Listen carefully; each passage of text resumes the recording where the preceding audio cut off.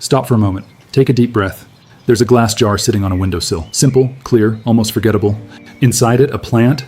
No soil, no potting mix, no fertilizer bags stacked in a corner, just water. That jar cost less than $1. The plant inside it was taken as a cutting, a small piece from an existing vine, and dropped into tap water, then ignored. 3 weeks passed, and then something happened. Roots began to appear, thin at first, almost invisible. Then longer, stronger, reaching downward into nothing but water. That was 2 years ago. Today, that same plant is still alive, still growing, still producing new leaves as if nothing is missing, because nothing is missing at all. For decades, gardening has been framed around soil, bags of it, mess from it, problems because of it. Pests, overwatering, underwatering, root rot hidden beneath the surface. But remove the soil and something shifts. You can see everything. Roots are no longer hidden. Problems are no longer guesswork. Growth becomes visible, measurable, predictable. Water gardening strips the process down to its simplest form: light, hydration, and time. And in that simplicity, something unexpected happens. Plants don't just survive, many of them perform better. Cleaner growth, faster rooting, easier propagation. No mess, no uncertainty. And for people living in apartments, small homes, or spaces without access to outdoor soil, this isn't just an alternative method. It is absolute total access. There's a story behind this approach. A man who spent decades working with soil suddenly found himself without land. No garden, no yard, just a single window. A single cutting placed in water brought everything back, not just growth, identity. Because plants don't require soil to matter. They don't require space to grow. They don't even require experience to begin. They just require the right conditions. And once you understand those conditions, the entire idea of gardening changes.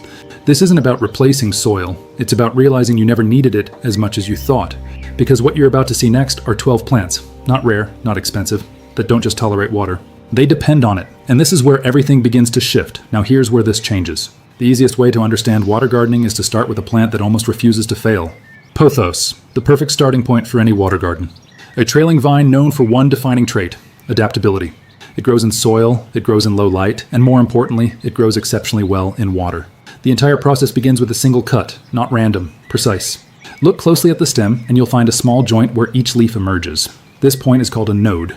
It is the only place where roots can form. Simply cut just below it to begin. Remove any leaf that would sit underwater. Place the stem into a narrow glass container. Fill with clean tap water. That's it. No substrate, no additives, no complexity. Within 10 to 14 days, roots begin to emerge. At first, thin white strands, then thicker structures branching and extending downward.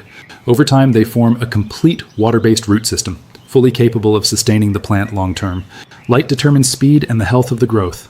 Bright, indirect light produces faster growth and stronger leaves. An east-facing window provides ideal conditions, with soft morning exposure and no harsh burn. Lower light slows the process, but it does not stop it. Water management is equally simple. Replace it every 10 to 14 days. This prevents stagnation and ensures oxygen availability at the root level. Some growers allow water to sit before use, reducing chlorine exposure, but pothos remains tolerant even without this step. What makes this plant fundamentally different is scalability. Once a single cutting develops roots beyond 2 inches, it becomes a source. Each section of the vine, as long as it contains a node, can be cut and regrown. One plant becomes 5, 5 become 15. The system replicates itself. This is not propagation as a side benefit, it is propagation as a built-in function. Container shape also matters more than most expect. Tall, narrow vessels improve root contact and vertical structure. Wide bowls reduce stability and often slow early development. The plant responds to constraints, guide it correctly, and growth becomes predictable. Left alone, pothos will trail several feet, creating a cascading effect that transforms vertical space into living structure. A single jar becomes a system becomes an environment, and once that environment is stable, expansion becomes inevitable. But this is only the simplest example, because the next plant doesn't just grow in water, it communicates with you. Most plants fail for one simple reason: uncertainty. You don't know when to water. You don't know how much. And by the time the plant shows visible stress, the damage is often already done. Peace Lily removes that uncertainty completely. It operates on a visible feedback system. In its natural environment, this plant grows along riverbanks and shaded tropical floors. Constant moisture is not a threat, it's the baseline condition, which means when you place it in water, you are not forcing adaptation. You are restoring it to familiarity. The transition process is direct. Remove the plant from soil. Gently wash the roots until all residue is gone. What remains is the true root structure, clean, exposed, functional. Suspend those roots in water, not fully submerged at the crown, and only the roots. The base of the plant must remain just above the waterline. This separation prevents rot while maintaining continuous hydration. Stability can be created using stones or gravel, not for nutrition, only for support. Then something distinct begins to happen. And then the plant starts communicating. When water levels drop and roots begin losing contact, the leaves respond immediately. They droop, not gradually, noticeably. This is not decline, it's signal. Refill the water, and within an hour, the leaves return upright. This immediate recovery is what makes peace lily different from most indoor plants. It does not hide stress, it displays it. That makes care predictable. Light conditions reinforce this stability. Contrary to common belief, low light does not mean no light. Peace lily performs best in moderate, indirect exposure, several feet away from a window, where light is present but not direct. Harsh sunlight damages leaves. Balanced ambient light sustains them. There is another layer to this plant. In controlled studies, it has demonstrated the ability to interact with airborne compounds, processing certain indoor pollutants at a measurable level. While not a replacement for ventilation, it represents a functional addition to interior environments. But its real value is behavioral. It teaches timing. You stop guessing. You start observing. And once you understand how a plant signals its needs in water, you begin to recognize the same patterns elsewhere. Because not all plants communicate this clearly, but the next one doesn't need to. It multiplies on its own. But that's only the beginning. Some plants grow, others reproduce. Spider plant does both, simultaneously. What makes it different is not just its ability to survive in water, but the way it generates new plants without intervention. From the main plant, long arching stems begin to extend outward. At the ends of these stems, small structures form. These are not leaves, they are fully formed baby plants, spiderets. Each one already contains the genetic blueprint and structural readiness to become an independent plant. In soil, these would need to be pinned down to root. In water, that step disappears. You simply cut one off and place it into a glass container. Within 5 to 7 days, roots begin to emerge, not slowly, rapidly. The base of the spideret contains pre-developed root nodes, allowing immediate activation once exposed to water. This is not traditional propagation, this is deployment. The plant is designed to expand its presence efficiently, and water accelerates that process. Selection matters. The most effective spiderets are those with visible root nubs, small protrusions at the base. These are early-stage root systems waiting for activation. Choose these, and the success rate approaches certainty. Light conditions remain consistent with previous plants. Bright, indirect exposure produces faster root growth and stronger leaf development. Lower light delays expansion but does not prevent it. Once established, the plant gives you 2 options.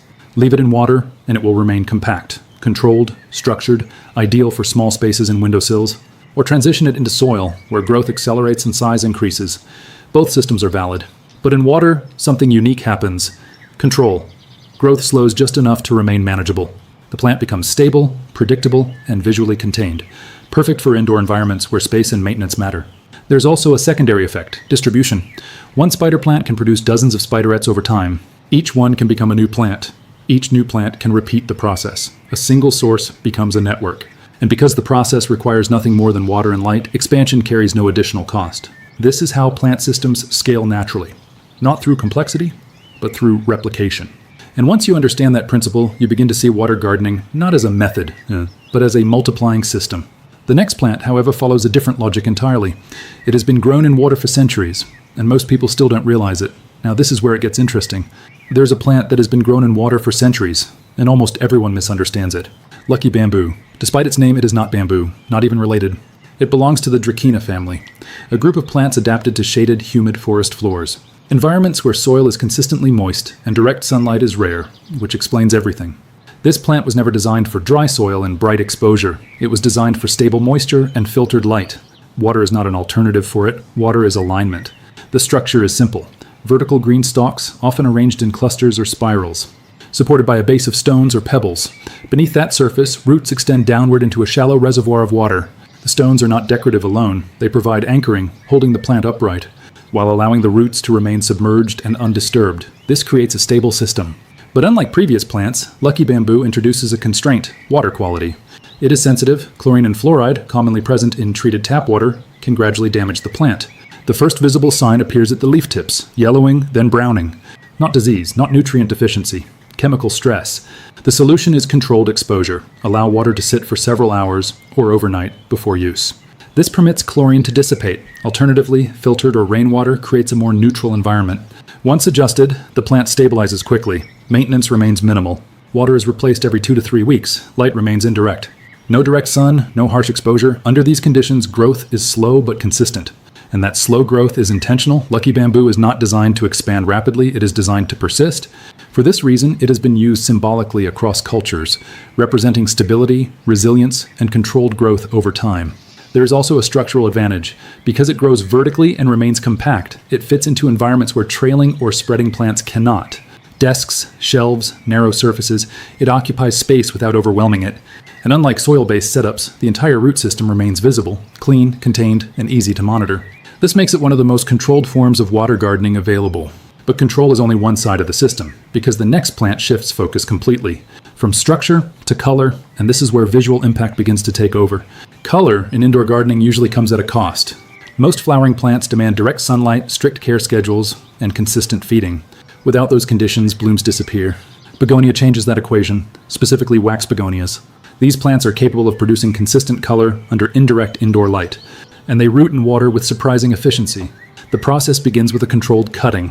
A stem, 3 to 4 inches in length, containing at least 2 nodes.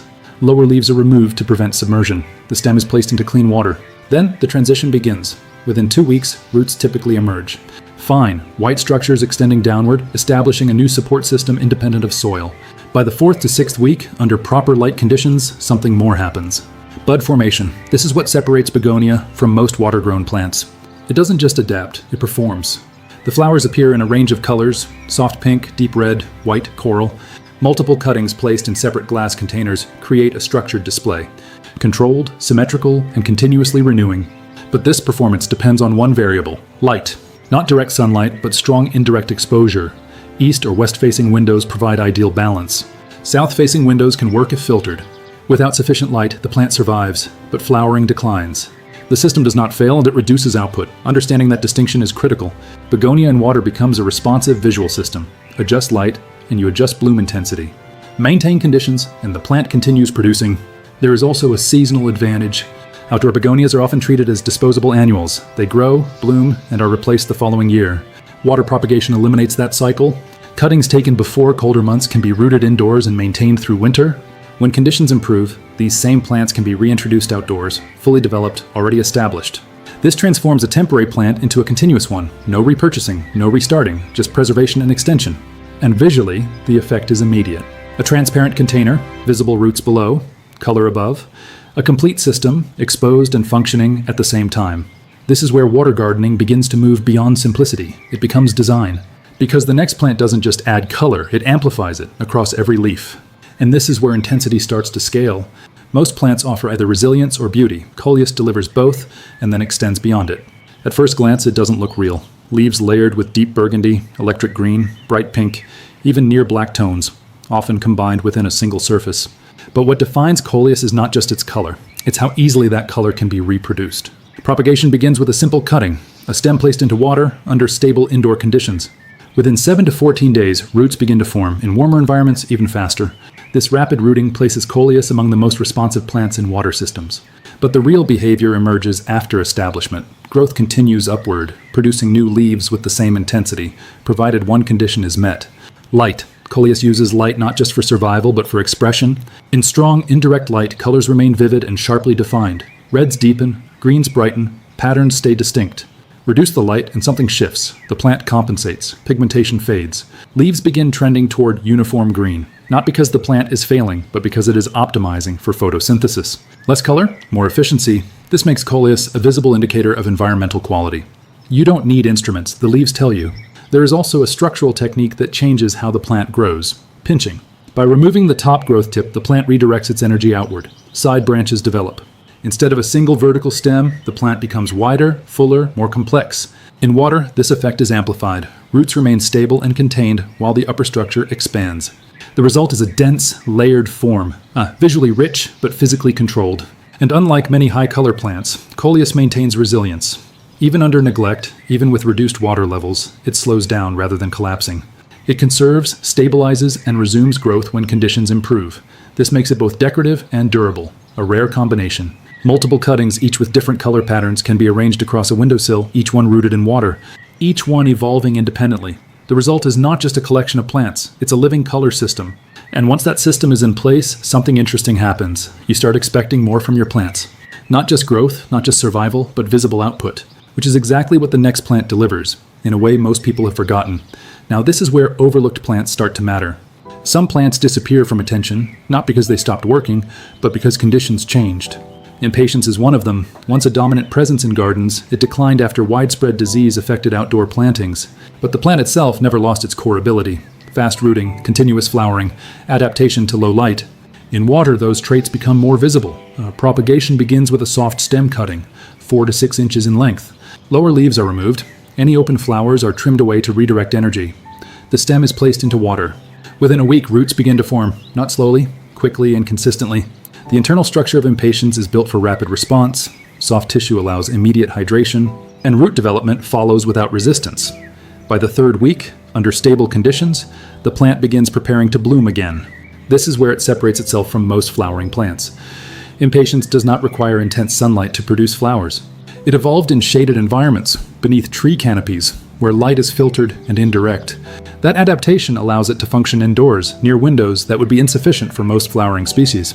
The result is a rare combination: a plant that roots fast, grows in water, and produces visible color without demanding high light intensity. Maintenance remains straightforward. Water is replaced weekly to maintain oxygen levels. Light should be consistent but not harsh. Stability, not intensity, drives performance. There is also a timing advantage. Cuttings started indoors before seasonal transitions can be fully developed by the time outdoor conditions improve. Instead of purchasing new plants each year, existing ones are extended, multiplied, and redeployed. This turns a seasonal plant into a continuous system. No resets, no interruptions, just progression. Visually, Impatiens introduces softness, rounded leaves, delicate petals, subtle color gradients. When placed in clear containers, the contrast between fragile blooms and structured roots creates a balanced composition. Controlled above, active below, and because the plant cycles quickly, rooting, growing, blooming, it provides constant feedback. Not through dramatic signals, but through output, it keeps producing, and that production changes expectations. Because once you see how fast a plant can establish itself in water, you begin to question limits. Which brings us to the fastest system in this entire structure. A plant that doesn't wait, it moves immediately. And this is where speed becomes impossible to ignore. Most plants require patience. Tradescantia removes that requirement almost entirely. This is the fastest growing water plant in the system. A cutting placed in water on a Friday can begin forming visible roots by Monday. Not theoretical development, actual root structures, extending and anchoring within days. This speed is not accidental. Tradescantia is built for rapid expansion. Its stems contain preconditioned nodes that activate immediately when exposed to moisture. Water becomes a trigger, not just a resource. The result is near instant establishment. Once rooted, growth accelerates further. New leaves begin forming along the stem, internodes extend. The plant doesn't just stabilize, it moves outward, downward, expanding into available space. And that space matters. Placed in a tall container near a window, Tradescantia naturally begins to trail. Gravity pulls the vine downward, while light draws new growth toward its source. The interaction creates a cascading structure that evolves continuously. Length increases week by week. In some conditions, growth becomes visible within days. But speed alone is not the defining trait. It's visual contrast. Different varieties produce dramatically different appearances. Deep purple leaves that absorb light, green and silver striped patterns that reflect it, tricolor variations with pink, white, and green layered across a single surface. All of them respond to the same rule.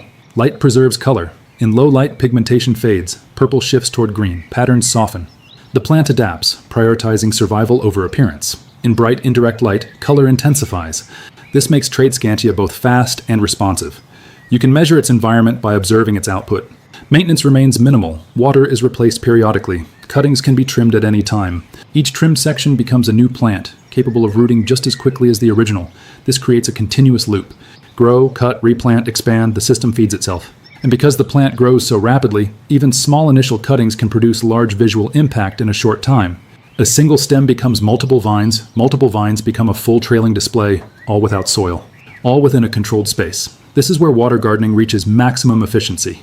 Speed, replication, and visual output, all operating at once.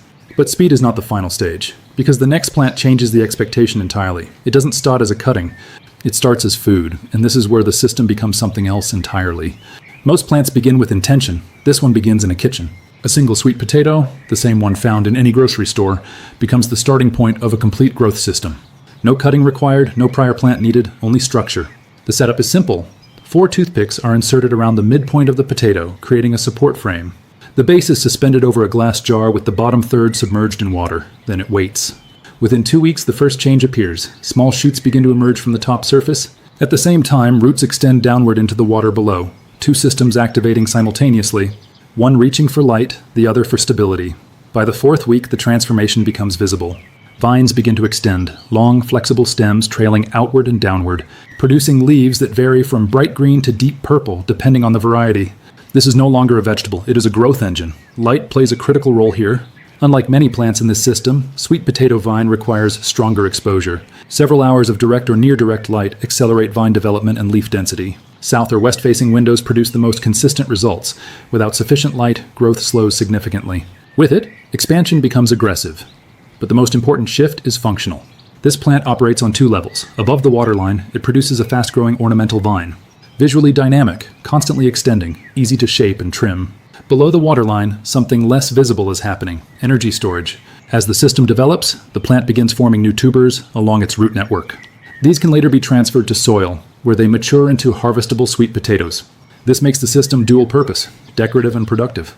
A single grocery item becomes both a visual display and a food source, depending on how it is continued.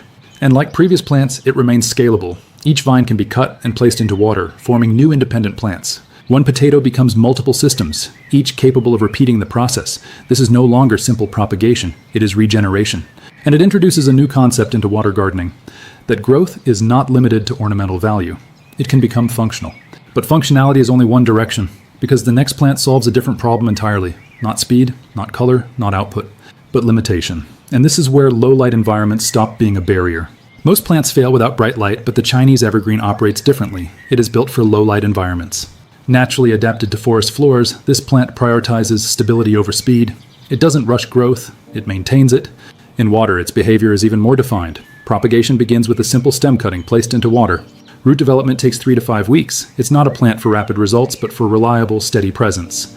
It thrives where others stop, north-facing rooms and offices with artificial light. Its patterned leaves stay vibrant even in shadows. Maintenance is minimal, infrequent water changes and stable temperatures. It adjusts to limitation rather than collapsing under it.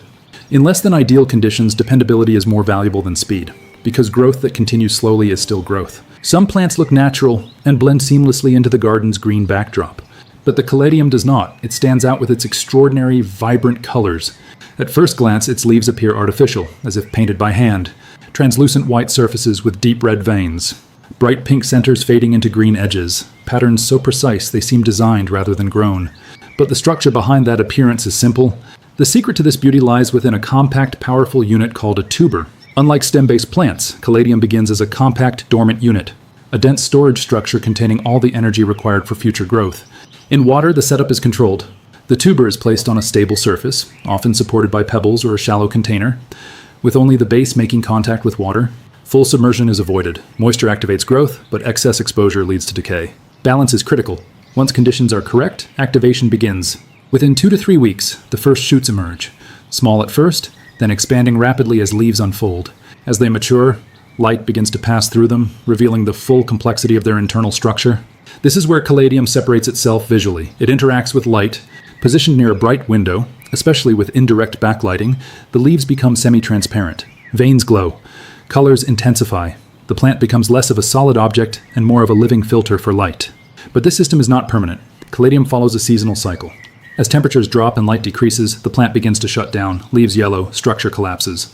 What appears to be failure is actually dormancy. Energy returns to the tuber. At this stage, the correct response is not intervention, but pause. Remove the tuber from water. Allow it to dry. Store it in a cool, dark place until conditions improve.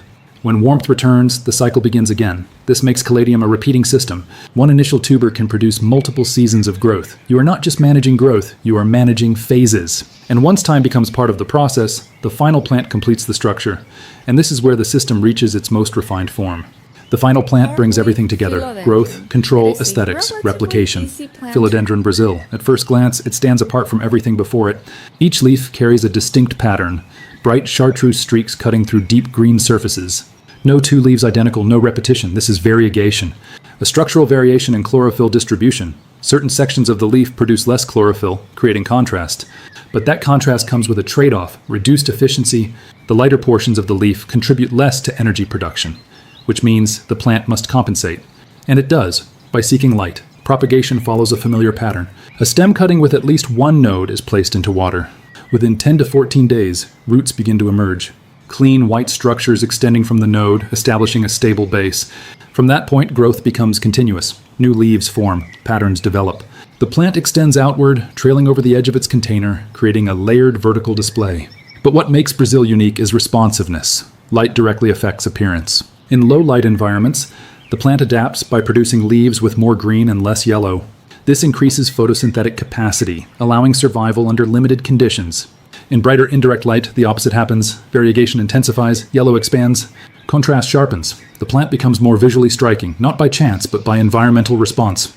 This creates a feedback loop. You adjust light, the plant adjusts appearance. Over time, you begin to guide not just growth, but design. Maintenance remains simple. Water is replaced every 10 to 14 days. Temperature remains stable. No soil, no repotting, no hidden variables. And like earlier systems, propagation is continuous. Each vine can be cut. Each cutting becomes a new plant. One system becomes many, each capable of repeating the same process indefinitely. This is where water gardening reaches refinement. Not just ease, not just efficiency, but control over outcome. Because at this stage, you are no longer reacting to plant behavior. You are directing it, and once that shift happens, the system becomes something more than a method. It becomes a way of thinking, which brings everything back to where it started. A single jar, a single cutting, a single decision to begin. And from that point forward, growth becomes inevitable.